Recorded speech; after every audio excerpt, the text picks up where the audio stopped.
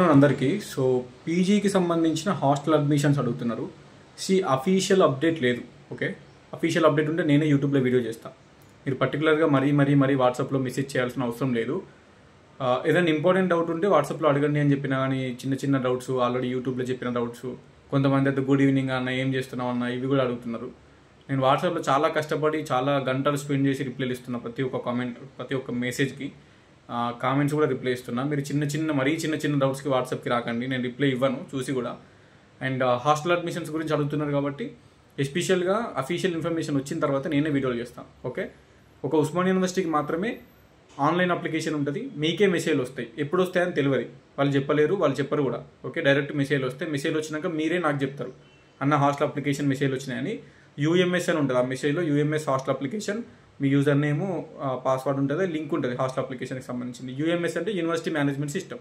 అందరికీ రావు, only Osmania university main campus వాళ్ళకి, సబ్ క్యాంపస్ వాళ్ళకి, Nizam college, Saifabad science college, Secunderabad PG college వాళ్ళకి వస్తాయి.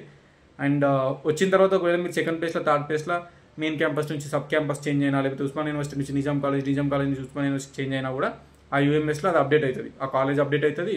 ఒకవేళ సెల్ఫ్ ఫైనాన్స్ నుంచి రెగ్యులర్గా చేంజ్ అయినా కూడా యూఎంఎస్లో కూడా అప్డేట్ అవుతుంది, సెల్ఫ్ ఫైనాన్స్ టు రెగ్యులర్. దానికి ఏం టెన్షన్ అవసరం లేదు. And Osmania main and sub campus కాకుండా రిమైనింగ్ యూనివర్సిటీస్ ఎవరైతే ఉన్నారో మీరు అందరికీ ఆఫ్లైన్ అప్లికేషన్లు ఉంటాయి.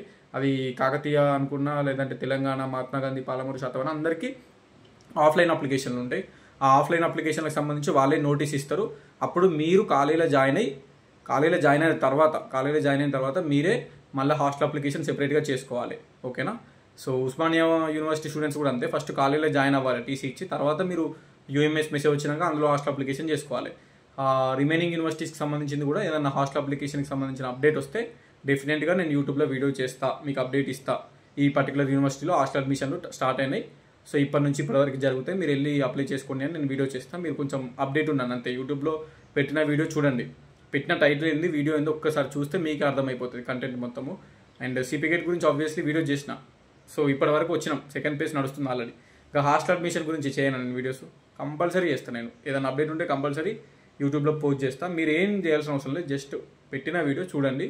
మీరు ఫాస్ట్ మోషన్లో పెట్టుకొని చూసినా ఏం కాదు, కానీ అసలు ఏం చెప్తుండు అనేది చూడండి ఒకసారి అంతే, నేను పెట్టే వీడియో. That's it. ఓకే, ఉంటా మరి, బాయ్.